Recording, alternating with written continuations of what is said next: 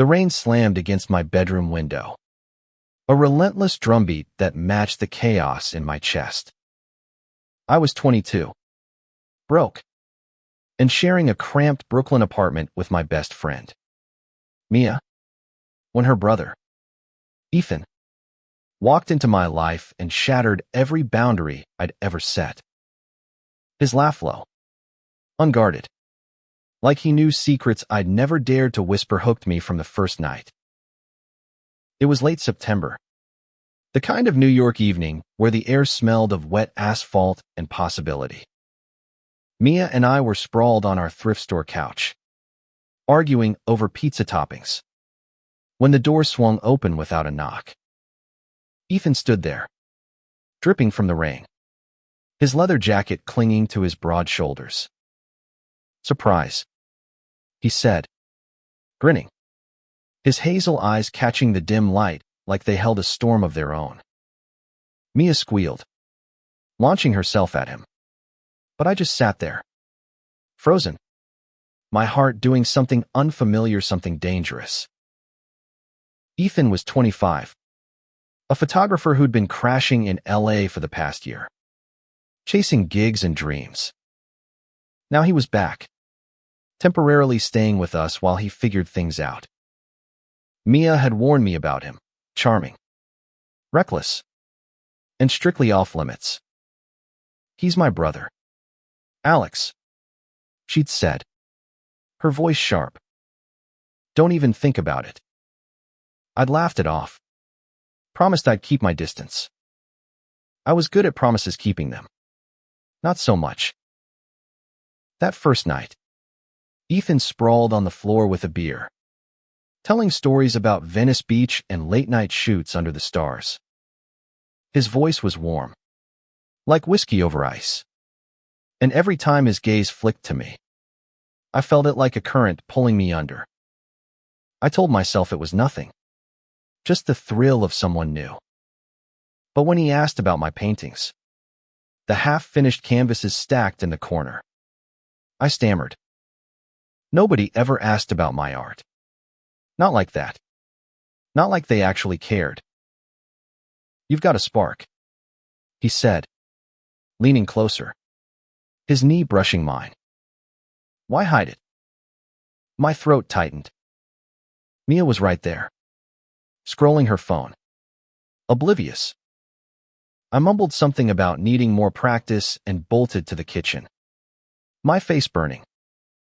That was the moment I knew Ethan wasn't just trouble. He was the kind of trouble that could unravel me. Over the next week, Ethan became a fixture in our apartment. He'd make coffee in the mornings, humming off-key, leaving mugs on every surface. He'd sprawl on the couch, editing photos on his laptop, his focus so intense it made my sketches feel trivial. I tried to keep my distance, burying myself in my part-time barista job and late-night painting sessions. But Ethan had a way of slipping past my defenses. He'd linger in the doorway, asking about my day, or leave notes on my canvases. "This one's got soul. Keep going." Each word felt like a dare. Mia noticed. Of course she did. "You're acting weird," she said one night, cornering me in the kitchen. Her eyes narrowed, searching mine. "It's Ethan, isn't it?" I denied it, my voice too quick, too high. She didn't push, but her silence was warsy warning I couldn't ignore. Mia was my anchor, the one who'd been there through my parents' rejection, through the years of scraping by. Losing her wasn't an option. But Ethan was a pull I couldn't explain. One evening, after Mia left for a late shift at the hospital, Ethan and I were alone. The apartment felt smaller, the air heavier. He was flipping through a book of my sketches, his fingers tracing the lines I'd drawn. "You see things most people miss," he said softly, his eyes meeting mine. My heart stuttered. I wanted to tell him to stop, to leave, to not make this harder. Instead, I asked, "What do you see when you look at me?" He didn't answer right away. He set the book down, stepped closer, close enough that I could smell the rain on his jacket, the faint cedar of his cologne. "I see someone who's afraid to want what he wants," he said, his voice low, steady. "But you want it anyway." My breath caught. He was right, and I hated it. I wanted him every reckless, forbidden inch of him. That night, we didn't kiss. We didn't touch. But we talked until the sky turned gray. About art. About fear. About the lives we wanted but didn't know how to claim. It was the kind of conversation that changes you. The kind that makes you realize you've been asleep your whole life. When Mia came home, we were just two guys drinking coffee. But the air between us crackled with something unspoken. I knew then that I was in too deep, and there was no going back. The days that followed were a tightrope walk. Every glance Ethan threw my way, every brush of his shoulder as we passed in the hall, felt like a spark waiting to ignite. I told myself to focus on Mia, on my art, on anything but the way his smile made my chest ache. But Ethan didn't make it easy. He'd show up at my barista job, leaning against the counter with that infuriating grin, ordering coffee he barely drank just to talk to me. "You're wasting money," I'd mutter, sliding his latte across the counter. He'd shrug, his eyes locked on mine. "Worth it." My coworkers noticed, whispering behind my back. But I didn't care. Those stolen moments, 5 minutes of banter between orders, were the brightest parts of my day. At home, it was worse. Mia's shifts grew longer, leaving Ethan and me alone more often. We'd cook dinner together, bumping elbows in our tiny kitchen, laughing over burnt pasta. One night, he grabbed my wrist to stop me from oversalting the sauce, his touch lingering a beat too long. I froze, my pulse hammering. "You're gonna ruin it," he teased, but his voice was soft, his thumb brushing my skin. I pulled away, muttering about needing to check my phone, but my hands shook for an hour. I started painting more, late into the night, pouring my confusion onto canvas. Ethan's face kept creeping into my work, his sharp jawline, the curve of his lips, the way his eyes seemed to see through me. I hid those sketches, shoving them under my bed, terrified Mia would find them. But Ethan did. One afternoon, he pulled one out, studying it in silence. "This is me," he said, not a question. I snatched it back, my face burning. "It's nothing," I lied. He didn't push, but his gaze lingered, heavy with something I wasn't ready to name. Mia's warnings grew sharper. "You're too close to him," she said one morning, her voice tight as she poured coffee. "He's leaving soon.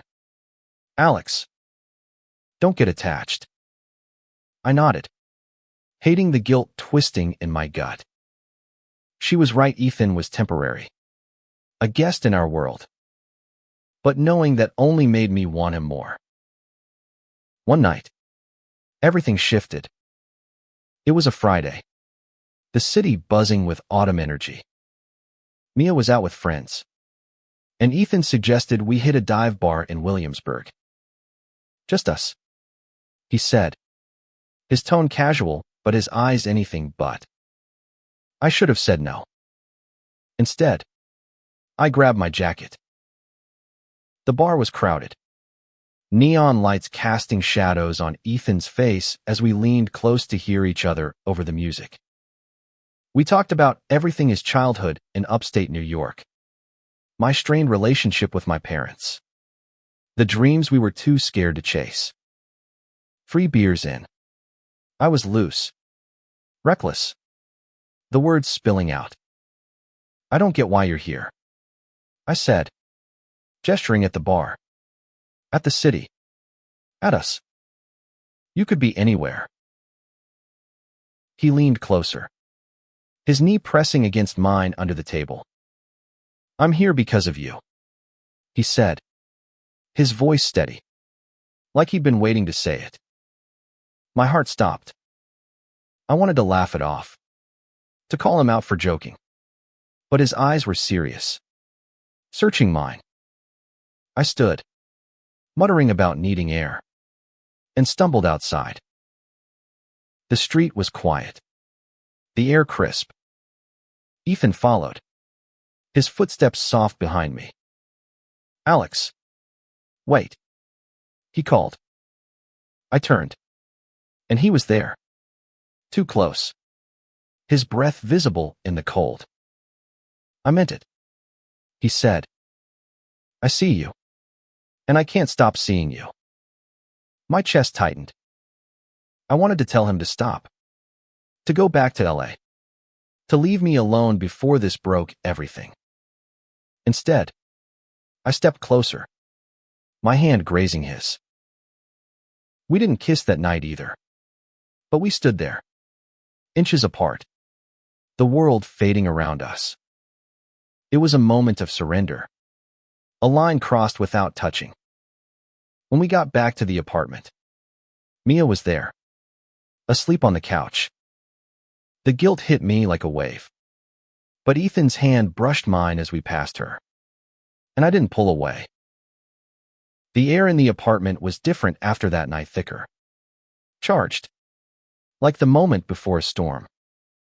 I avoided Ethan for days, dodging his texts, working extra shifts, anything to keep my head clear. But my thoughts kept circling back to him, to the way his voice had cracked when he said he saw me. Mia sensed it. She didn't say anything outright, but her glances were sharper, her silences heavier. One morning, she caught me staring at Ethan's jacket slung over a chair. You're not yourself, she said, her voice low. What's going on? Alex. I mumbled something about stress, but her eyes narrowed. She knew me too well, and I hated how transparent I'd become. Ethan didn't push, but he didn't back off either. He'd leave coffee on my desk, slip notes into my sketchbook. Miss your laugh. Talk to me. Each one was a hook, pulling me closer despite my resolve. I wanted to hate him for it, for making me feel so much when I knew it could cost me everything. But every time he walked into a room, my defenses crumbled. One evening, I came home to find him alone, editing photos on his laptop. The apartment was quiet. Mia at work. He looked up, his expression soft but guarded. You're avoiding me, he said, not accusing, just stating a fact. I opened my mouth to deny it, but the words wouldn't come. Instead, I sat across from him, my hands fidgeting. This can't happen, I said finally, my voice barely above a whisper. Mia's my family. I can't lose her. He nodded, his jaw tight. I know. But what about you? Alex, what do you want? The question hit like a punch.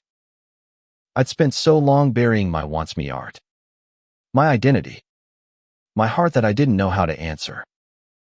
He leaned forward, his voice softer. I'm not asking you to choose. I'm just asking you to be honest with yourself. That night, I painted until dawn, my brush moving with a fury I didn't recognize. The canvas was a mess of colors, blues and reds bleeding into each other, like the chaos in my head. Ethan found me in the morning, paint on my hands, staring at the mess. "It's beautiful," he said, and I laughed. Bitter. "It's a disaster." He shook his head. "It's you." We started finding excuses to be alone. A walk to the bodega. A late-night movie on the couch. Each moment was a theft. A stolen breath in a life that didn't feel like mine. One night, after Mia left for a weekend trip, Ethan pulled me into his room. His hands gentle but firm. "Dance with me," he said, putting on a slow song. The kind that makes your chest ache. I hesitated, but his hand found mine, pulling me close. We swayed, clumsy at first, then closer, his breath warm against my neck. It wasn't just a dance, it was a confession, a promise, a risk. When the song ended, he didn't let go. His forehead pressed against mine, and I could feel his heartbeat, steady and sure. "I'm falling for you," he whispered. The words broke something in me: fear, hope, everything at once. I wanted to say it back, but the weight of Mia's trust stopped me. Instead, I kissed him. It was soft at first, tentative, like we were both afraid it would shatter. Then it deepened, urgent, like we'd been starving for it. His hands cupped my face, and for the first time, I felt seen, not just as Mia's friend or the struggling artist, but as me. When we pulled apart, his eyes were bright, his voice shaky. "We'll figure this out," he said. I wanted to believe him, but the guilt was already creeping in. The kiss changed everything. It was like opening a door I couldn't close. And every moment with Ethan felt like stealing fire. We were careful, or as careful as two people drowning in each other could be. Stolen glances, secret touches, late-night talks when Mia was asleep or gone. But the more we hid, the heavier the weight of it became. Mia came back from her trip, her eyes sharp as she watched us. "You two are weirdly quiet," she said one night, her tone light but probing. I laughed it off, but my stomach twisted. Ethan was better at hiding it, cracking jokes, keeping things easy. But I saw the strain in his smile, the way his eyes flicked to me when he thought no one was looking.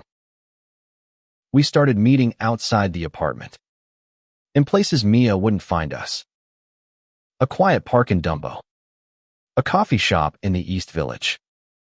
Each time, I told myself it was the last, that I'd end it before it went too far.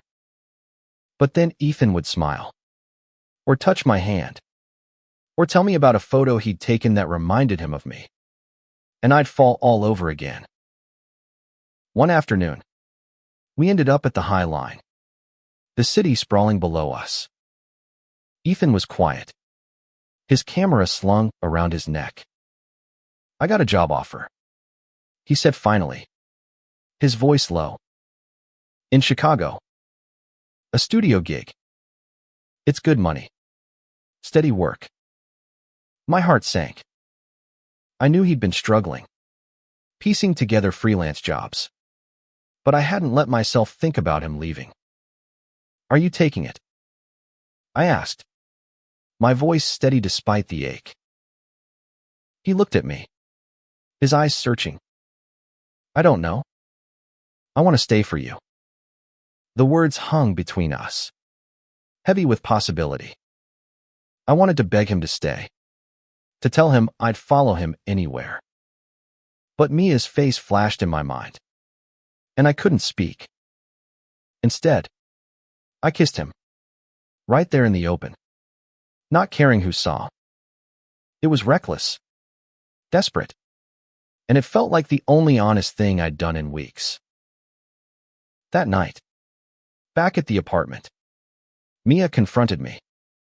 She'd seen a text from Ethan on my phone. Nothing incriminating, but enough to raise her suspicions. "Are you sleeping with my brother?"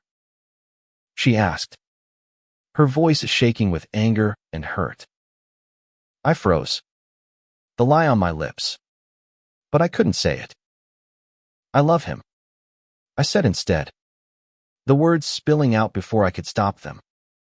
Her face crumpled, a mix of betrayal and disbelief. "You promised," she whispered, then walked out, slamming the door. The apartment felt hollow without her. Ethan found me sitting on the floor, staring at nothing. He knelt beside me, his hand on my shoulder. "I'm so sorry," he said, his voice breaking. "This is my fault." I shook my head. "It's mine." I knew what I was doing, but knowing didn't make it hurt less. We spent the night talking, trying to figure out how to fix it. Ethan wanted to tell Mia everything, to lay it all bare, but I wasn't ready. Losing her felt like losing a piece of myself, and I didn't know if I could survive it. But staying away from Ethan wasn't an option either, not anymore. I was caught, torn between the two people I loved most, and every choice felt like a betrayal. Mia didn't come home for 2 days. Her absence was a wound, raw and aching. I texted her, called her, left voicemails that went unanswered. Ethan was just as wrecked, pacing the apartment, his usual confidence replaced by a quiet guilt. "We have to talk to her," he said, his voice firm despite the strain. I nodded, but the thought of facing her made my chest tight. When Mia finally returned, it was like a storm breaking. She stood in the doorway, her eyes red, her jaw set. "Explain," she said, her voice cold. Ethan started, but I cut him off. This was my mess to clean up. I told her everything, how it started, how I tried to stop it, how I couldn't. "I didn't mean to hurt you," I said, my voice cracking. "You're my family, Mia, but I love him." She laughed, a sharp, bitter sound. "Love? You think this is love? You're throwing away our friendship for a fling." Her words cut deep, but I didn't back down. "It's not a fling," I said. "I've never felt like this before." Ethan reached for my hand, and I let him take it, even as Mia's eyes flashed with hurt. The argument stretched on, voices rising, then falling into heavy silence. Mia didn't forgive me. Not then. But she didn't leave either. She moved through the apartment like a ghost, avoiding us both. Ethan and I tried to keep our distance, to give her space. But every touch, every glance felt like a betrayal in her presence. I threw myself into my art, painting with a ferocity I didn't know I had. The canvases were darker now, full of jagged lines and stormy colors. Ethan watched me work, his presence steady, grounding. "You're finding your voice," he said one night, his hand resting on my back. I wanted to believe him, but the cost felt too high. Weeks passed, and the tension in the apartment didn't ease. Mia started spending more time out, coming home late, her eyes distant. I missed her laugh, her sarcasm, the way we used to talk until dawn. Ethan and I grew closer, our relationship deepening in stolen moments. But the guilt was a constant shadow. I started to wonder if love was worth this kind of pain. One night, Ethan got a call from the Chicago studio. They needed an answer by the end of the week. He looked at me, his eyes searching. "What do we do?" he asked. I didn't have an answer. Staying meant risking more hurt, more distance from Mia. Leaving meant losing him. I felt like I was standing on a cliff, the ground crumbling beneath me. I went to Mia, desperate to fix things. I found her in her room, staring at old photos of us college, road trips, late-night pizza runs. I miss you, I said, my voice barely a whisper. She didn't look at me. You chose him, she said. You didn't just cross a line. Alex, you erased it. Her words broke something in me, but they also lit a fire. I wasn't giving up, not on her, not on Ethan, not on myself. I started small, trying to rebuild with Mia. I left notes on her door, made her favorite coffee, sat with her in silence when she'd let me. She didn't thaw right away, but I saw cracks moments when her guard slipped, when she'd laugh at an old joke or linger in the kitchen. Ethan gave us space, taking freelance gigs that kept him out late. But his absence only made me miss him more. One evening, I showed Mia one of my paintings, a chaotic swirl of blues and golds, inspired by the night Ethan and I danced. This is how I feel, I said, my voice shaky, torn, but alive. She stared at it, her expression unreadable. You're different now, she said finally. Bolder. It wasn't forgiveness, but it was something. Ethan's deadline loomed closer, and the Chicago offer hung over us like a storm cloud. We talked about it late one night, sprawled on my bed, the city humming outside. I don't want to lose you, I admitted, my voice raw. He kissed my forehead, his touch gentle. You won't, he said. But I need to know you're all in. I wanted to be. But Mia's hurt was a weight I couldn't shake. I started painting a new piece. One for Mia. It was Usher Laugh. My messy sketches. The years we'd built together. I poured everything into it. Every regret. Every hope.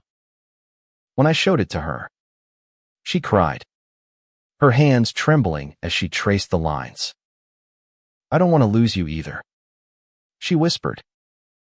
It was a start, a fragile bridge between us. But the tension with Ethan was growing. He was restless, torn between staying for me and chasing a career he'd worked years for.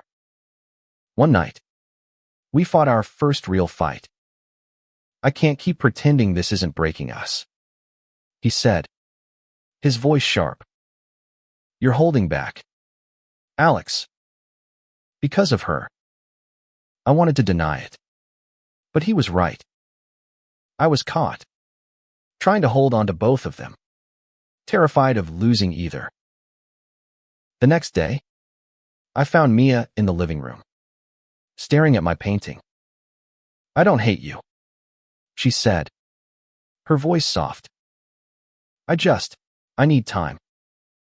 It was more than I'd hoped for, but it wasn't enough. I knew I had to choose not between them, but between living honestly and hiding who I was. I went to Ethan, my heart pounding. Stay? I said. Not for me, but for us. I'm all in. His eyes softened, and he pulled me close, his kiss fierce, like a promise sealed. But we both knew it wasn't that simple. Mia was still there, her trust still fragile, and Chicago was still waiting. The weeks that followed were a delicate dance. Mia was trying. I could see its small gestures, like sharing her coffee or asking about my day. But the hurt lingered, a shadow in her eyes. Ethan and I were more open now, holding hands in the apartment, kissing when we thought she wasn't looking. Each moment felt like a victory, but also a risk. Ethan turned down the Chicago job. He told me late one night. His voice quiet but sure. "I'm staying," he said. "For us." My heart soared. But the guilt was still there. A knot in my chest. I wanted to believe we could make this work. That we could find a balance. But life doesn't work that way. One evening, Mia sat us down. Her hands were steady, but her voice shook. "I'm trying to understand," she said. "But it's hard. You're my brother, Ethan. And Alex, you're my best friend. Seeing you together, it feels like I'm losing both of you." Her honesty gutted me. I wanted to fix it, to make her see that love didn't have to mean loss. Ethan spoke first. "I love him, Mia. And I love you. We're not choosing sides." She nodded, tears in her eyes. But she didn't respond. It was progress, but it was slow. And I hated how much it hurt her. I started working on a new projecta series of paintings about love, about family, about the messy spaces in between. I poured everything into them. Every fear, every hope, every moment with Ethan and Mia. When I showed them at a local gallery, Ethan was there, his hand in mine. And Mia showed up too, standing quietly in the back. She didn't say much, but she stayed until the end, her eyes lingering on a painting of three figures, blurred but connected, standing in the rain. After the show, Mia hugged me, her grip tight. "I'm proud of you," she whispered. It was the first time she'd touched me since the fight, and it felt like a lifeline. Ethan watched us, his smile soft. And for a moment, I believed we could be okay. But love is never simple. Ethan got another job offer, this time in New York, a smaller gig, but steady. It meant he could stay, but it also meant facing the reality of us, of building something real in the shadow of Mia's hurt. I was ready, or I thought I was. But life has a way of testing you when you least expect it. Months passed, and the apartment became a fragile truce. Mia was warming to us, slowly, her laughter returning in fits and starts. Ethan and I were building something real, dates in Central Park. Late-night talks about the future. Stolen kisses in the rain. But the weight of our beginning never fully lifted. Every step forward felt like a step on thin ice. One night, Mia invited us to dinner. Just the three of us. It was awkward at first, the air thick with things unsaid. But then she raised her glass, her eyes meeting mine. "To family," she said, her voice steady. "To figuring it out." Ethan squeezed my hand under the table, and I felt something settle in Mia, hope that we could heal. That love could be enough. My paintings started selling. Small galleries at first, then bigger ones. Ethan's photography took off too. His work featured in local magazines. We were finding our places, not just with each other, but in the world. But the real victory was Mia. She started joining us for movie nights, teasing Ethan about his cooking, asking me about my art. It wasn't perfect, but it was ours. One evening, Ethan took me to the rooftop of our building, the city glittering below. He pulled me close, his hands warm against the October chill. "I never thought I'd find this," he said, his voice soft. "You, us, this life." I kissed him, slow and sure, my heart full. "Me neither," I said. "But I'm glad we did." The journey wasn't over. There were still fights. Still moments when Mia's hurt flared or my doubts crept in. But we were learning how to love, how to forgive, how to build a family from the pieces we'd broken. My art became my voice, telling stories of love and loss and everything in between. Ethan's photos captured moments mine. Mia's, ours freezing them in time. In the end, it wasn't about crossing lines or breaking rules. It was about finding the courage to be honest, to love fiercely, to hold on through the pain. Mia, Ethan, and I weren't perfect, but we were together, and that was enough. The city stretched out before us, endless and alive.